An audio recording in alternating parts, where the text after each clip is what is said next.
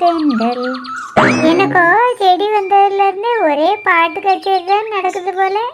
மாமல்லிகா, செடியில பூவெல்லாம் பார்த்தோன்னா தான் நாட்டுல பாட்டு வந்துட்டு பார்த்துக்க. கடையில் ரொம்ப கூட்டமா, வர்றதுக்கு ரொம்ப நேரம் ஆயிட்டு. கூட்டம்லாம் இல்லைக்கா, நான் போமத்தில் அங்கே 1-2 பேர் தான் நின்றுட்டு இருந்தாவே. நான் போய் 5 நிமிஷத்துல எல்லாரும் ஜாமான் வாங்கிட்டு போயிட்டாவக்கா. சரி, ஏனம்மா நம்ம ஜாமான் வாங்கலான்னு ஒரே ஒரு ஜாமான் பேர் தாங்க சொல்லியிருப்பேன். அதுக்குள்ளே உடையில ஒருத்த வந்து நின்றுட்டு எனக்கு இந்த ஒரே ஒரு ஜாமான் தான் வேணும்னு கேட்கவக்கா. உடனே கடைக்காரரும் இந்த ஒரு ஜாமான் தானமா கொடுக்கணும், கொடுத்துட்டு அப்புறமா உனக்கு தாரேன்னு சொன்னாருக்கா. சரி, ஒரே ஒரு ஜாமான் தானே கொடுத்துட்டு போட்டோன்னு நான் சதக்கடை நின்னாக்கி அதுக்குள்ளே ஒரே ஒரு ஜாமான் தானேன்னு சொல்லிக்கிட்டு ஒரு 10 பேர் வாங்கிட்டு போயிருப்பாவக்கா. அதுக்கு பிறகு பக்கத்து கடையில் போய் வாங்கிட்டு இருந்தேன். பக்கத்து கடையிலலாம் போய் வாங்கலக்கா, பக்கத்து கடையில் போய் வாங்கிடுவேன்னு ஒரே ஒரு வார்த்தை தாங்க சொன்னேன். உடனே கடைக்காரர் அவசரமாக எனக்கு என்னென்ன வேணும்னு கேட்டு போட்டு தந்துட்டாருக்கா. இதான் மல்லிகா, பேச வேண்டிய இடத்துல பேசணுங்குது. நீ மட்டும் பேசாமே நின்றுக்கிட்டு இருந்தான்னு வச்சுக்க, வரவியெல்லாம் வாங்கிட்டே போயிட்டு இருந்திருப்பாவ. நீ இன்னும் ஏமாலியே அங்கேயே நிற்க வேண்டியது இருந்திருக்கும். கடையில் தக்காளி இருந்துக்கா, ஆனால் தக்காளியெல்லாம் நல்லாவே இல்லை, எல்லாம் அழுகி போயிருந்து. அந்த தக்காளியும் 15 ரூபாயும், ஊற போட தக்காளிக்கு 15 ரூபாயாம்போ. இது என்ன பகல் கொள்ளையெல்லாம் இருக்கு? நேற்றைக்கு நல்ல தக்காளியே நான் 10 ரூபா கொடுத்து தான் வாங்கிட்டு வந்தேன். 10 ரூபான்னு எந்த கடையிலக்கா வாங்கினிய?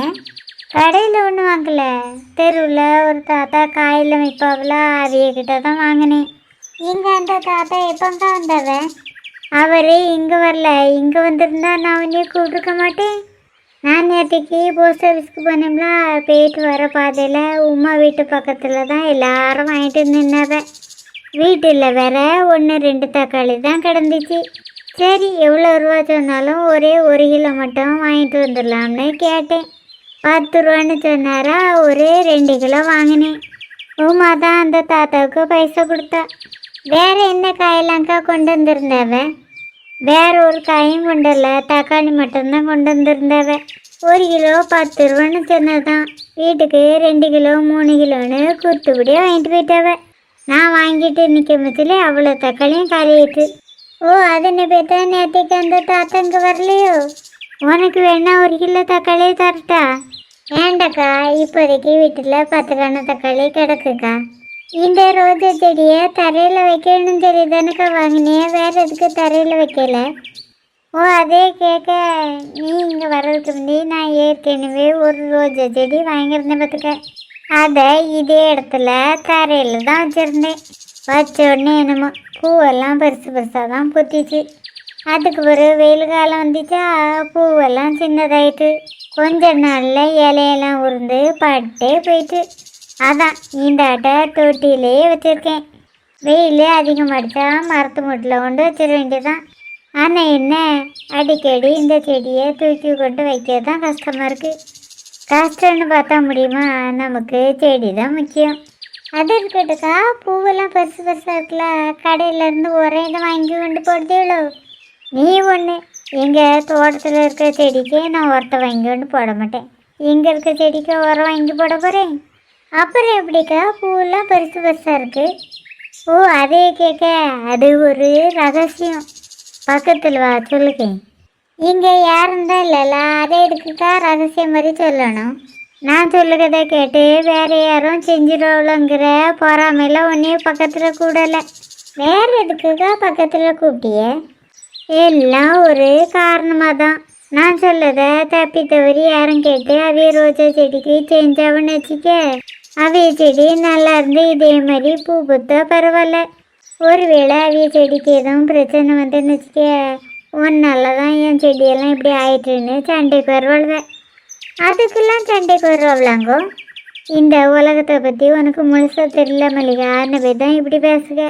நான் சொல்லுகிறத பக்கத்தில் நின்று கேட்டுட்டு அவைய செடிக்கு செஞ்சு அவைய செடி செழிப்பாக வந்த கூட, நீங்கள் சொன்னதை கேட்டு தான் என் செடி செழிப்பாக வந்துச்சின்னு வார்த்தைக்கு கூட சொல்ல மாட்டாவ.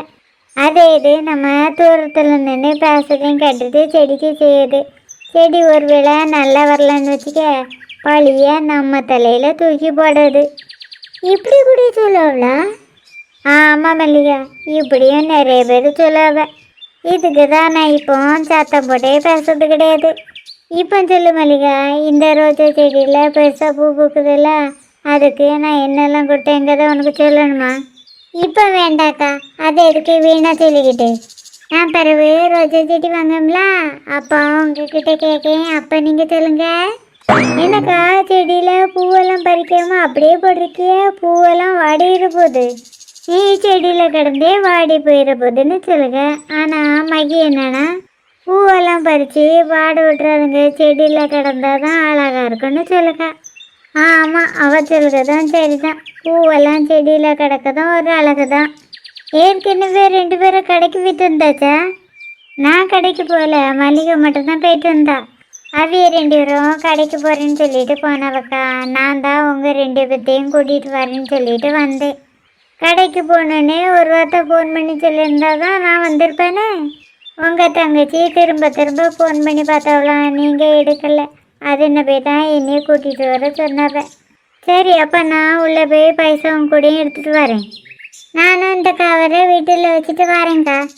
சுருக்கா வச்சுட்டு தண்ணி குடிக்கணும்னா குடிச்சிட்டு வா. சரிக்கா. கேட்க மறந்துச்சு. உமா, குடிக்கிறதுக்கு தண்ணி வேணுமா? வேண்டாக்கா, இப்போ தாக்கல. வீட்டில் இருந்து வரமத்தில் தான் தண்ணி குடிச்சிட்டு வந்தேன். நீங்கள் போய் சுருக்கா கூட எடுத்துகிட்டு வாங்கக்கா. அதையே 2 பேரும் பார்த்துட்டு இருப்பாங்க. அடிக்கிற வெயிலுக்கு தண்ணி குடித்தா தான் நல்லாயிருக்கும். நான் ஒரு டப்பாயில் தண்ணி எடுத்துகிட்டு வரேன். நான் எதாவது ஹெல்ப் பண்ணணுமாக்கா? வேண்டாம், ஒரு டப்பா தண்ணி தானே, நான் உடனே அடிச்சிட்டு வந்துடுவேன். இன்னைக்கு என்ன மரத்தில் ஒரு இலை அசையில்? ஒருவேளை இன்னைக்கு மழை வந்தாலும் வருமோ? சின்ன பொண்ணு, காயெல்லாம் ஃப்ரெஷ்ஷாக இருக்கு பாரு. வாங்கம்மா வாங்க, எல்லாம் இன்னைக்கு காலையில் வந்த காய் தான். கம்மி விலைக்கு தாரேன், வந்து வாங்கிட்டு போங்க. சின்ன பொண்ணு, அந்த கடையில் போய் வாங்குமா? கொஞ்சம் பாருங்கக்கா, அதையே 2 பேரும் வரலான்னு பார்த்துட்டு அப்புறமா வாங்குவோம். ஏக்கா வாங்க, வந்து கொய்யாப்பழம் வாங்கிட்டு போங்க. 1 கிலோ 150 ரூபா தான்க்கா.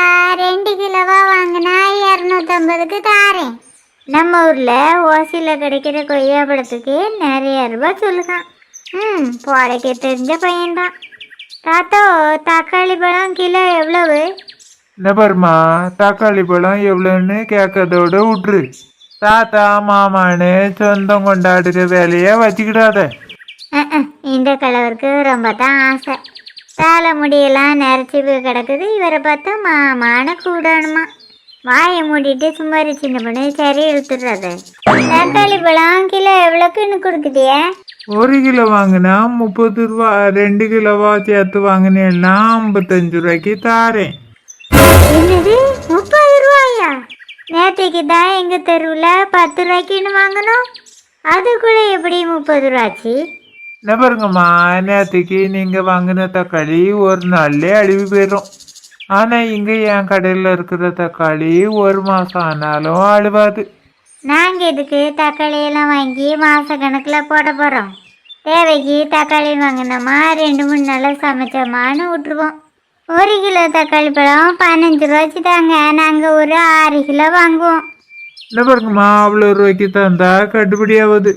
இப்போ நேற்றுக்கு வாங்கினோம்ல, அந்த தக்காளியும் இந்த தக்காளியும் ஒரே போல தான் இருக்குது.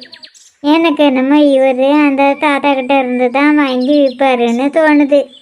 நம்ம இங்கே வாங்கண்டா, நாளைக்கு அந்த தாத்தா மறுபடியும் கொண்டு வர்றவ, அவையகிட்டே வாங்குவோம். என்ன பாருங்கம்மா, வாங்க இஷ்டம் இருந்தால் வாங்குங்க, அப்படி இல்லைன்னா சத்தம் காட்டாமல் போங்க. உங்களை யாரும் கட்டாயப்படுத்தலை. வியாபாரம் செய்கிற இடத்துல தொந்தரவு பண்ணாமல் போங்க. ஆமாம், இப்படி வர ஆட்கள்கிட்டலாம் ஏட்டிக்கு போட்டியே பேசினா எவளுமே வாங்க மாட்டா. ஏக்கா வாங்கக்கா, நம்ம வேற கடையில் போய் வாங்குவோம். காய்கறி வாங்க வந்த மூஞ்சிகளை பாரான். இவர் பேச்சுக்கு காயெல்லாம் விற்காம அழுவி தூரம் தான் போட போகிறாரு. காதில் விழுந்துற போது சத்தம் கட்டமாவா? என்னம்மா, இவர் கடையில் தான் காய் இருக்கிற மாதிரி பேசுகிறத பாரா. சரி சின்ன பொண்ணு, நம்ம பக்கத்து கடையில் போய் வாங்குவோம்.